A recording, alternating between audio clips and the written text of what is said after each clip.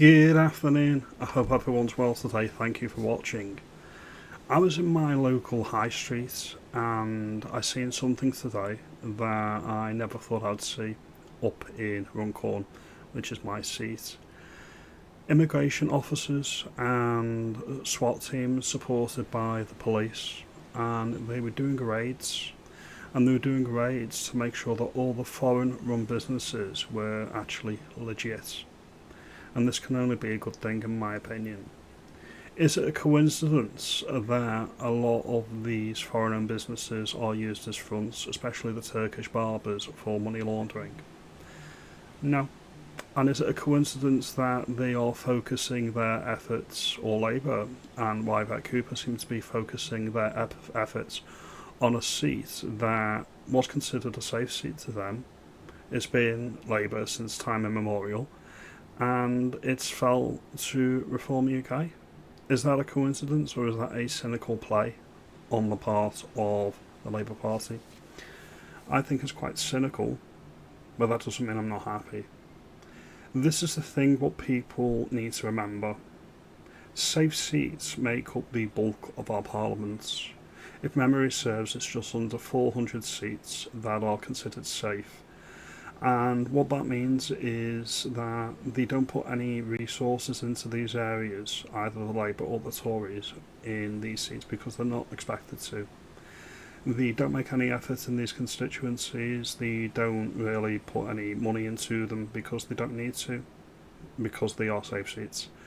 Elections are usually won in the marginals that flip on a dime from Labour to the Tories, or at least they used to, on the two-party system.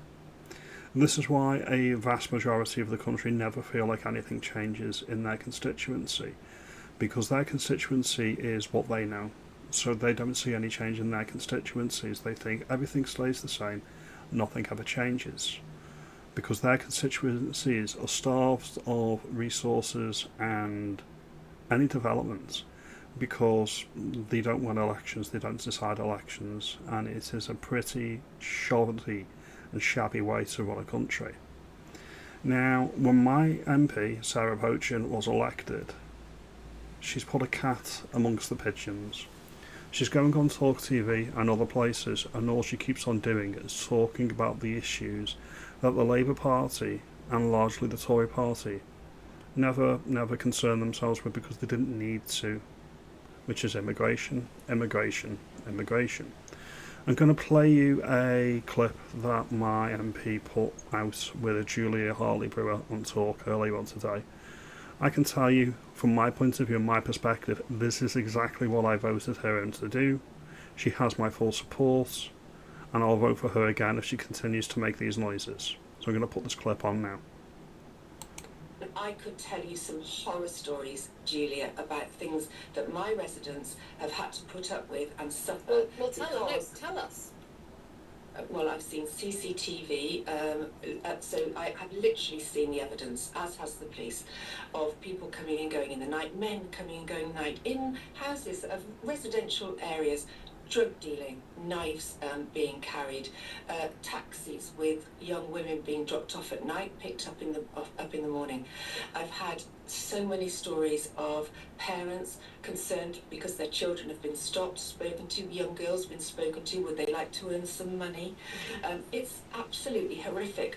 On the doorstep, one couple, about my age, not a young couple, they wanted desperately to speak to me. They wanted me to go in, which obviously we don't do when we're canvassing, but they were frightened to tell me about their experiences of the house next door because it was full of these asylum seekers. They are terrorising the community in Runcorn, and people will accuse me of, over-egging this and being dramatic.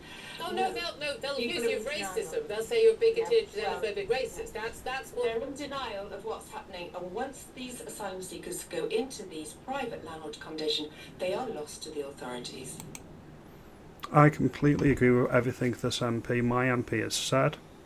And I will say this to every single person that actually wants change in their constituency. What I'll say to you is, if you want change, you have to vote for it.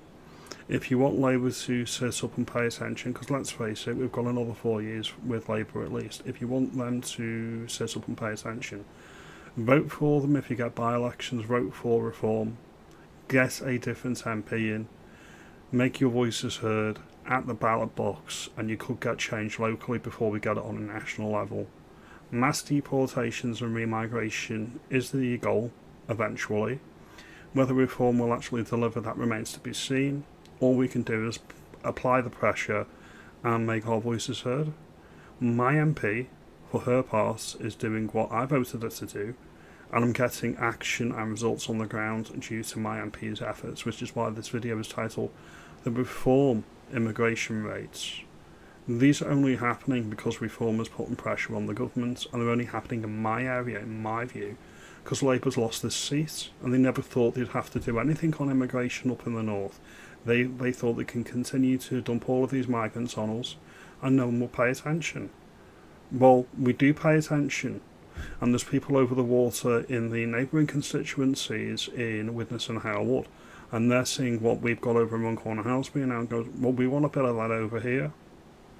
So Labour's card is well and truly marked in the north. Their name is mud. They can throw as much money at us as they want. It's not going to work anymore. Anyway, if you like this video and you think I'll make some interesting points, let me know. Let me know if you like my MP. Let me know if you agree with her. Let me know if you just think she's a bigoted racist like the rest of us. I appreciate your time. Like and subscribe. Do the thing, and I will see you in the next video later on today. But yeah, this is a very impressive start to my MP's time. Thank you.